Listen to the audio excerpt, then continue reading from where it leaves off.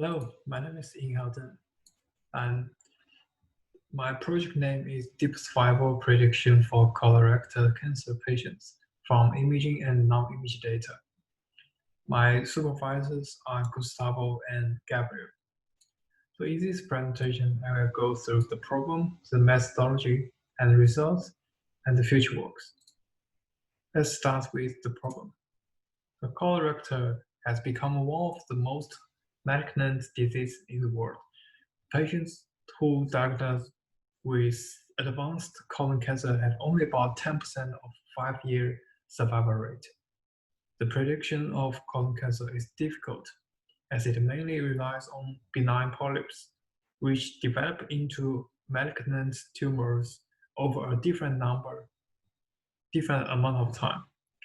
The colon cancer is divided into the criteria of the infiltration depth of the tumor, the involvement of metastatic lymph nodes, and the presence of metastasis.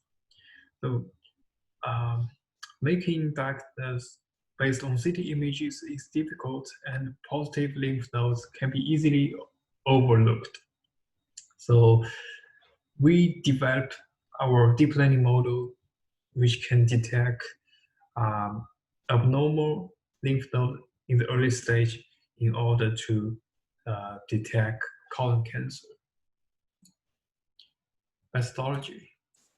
The data set we used in this project is provided by Royal Allied Hospital.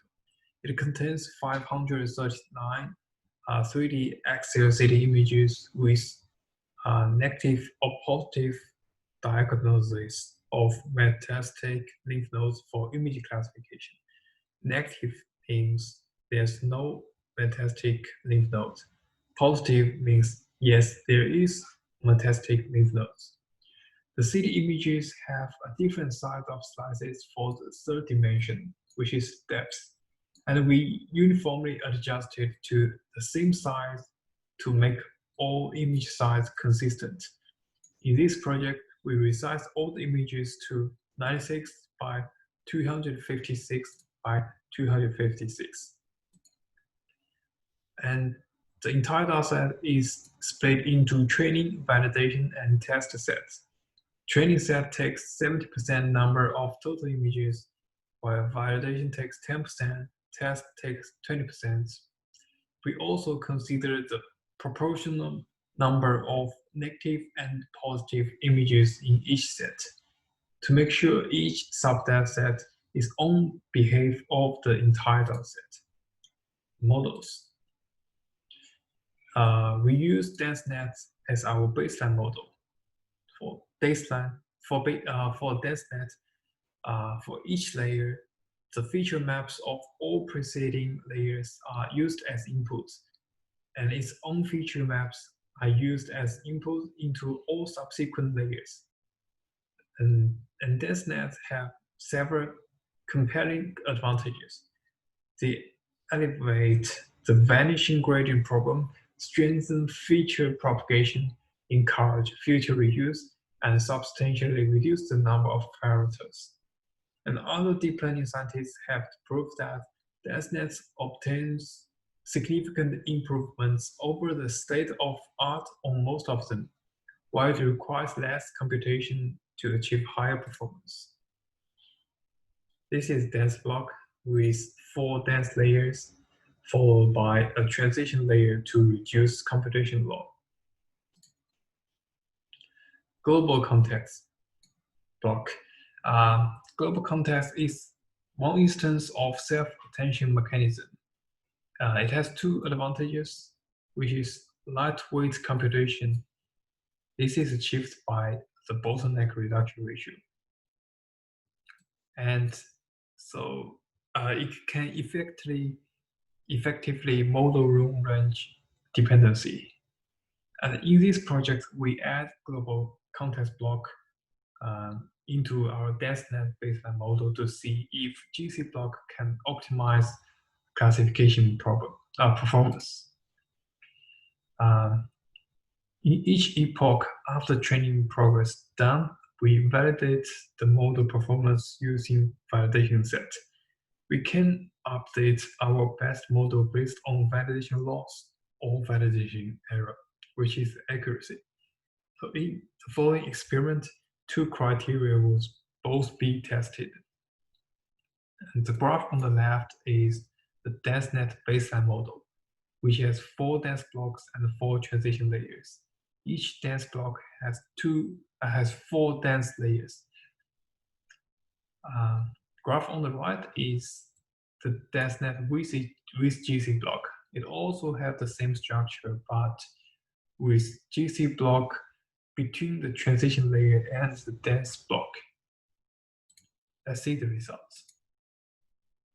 So the first result I'm going to show is the comparison. The best model is selected based on validation error, which is accuracy. The strong yellow color, blue color represents the GCNet with, the baseline model with GC block. And the transparency color line means that's the baseline. So you see from the graph, the GC block helps training loss goes down. So the blue one is training loss baseline, and the strong color goes down.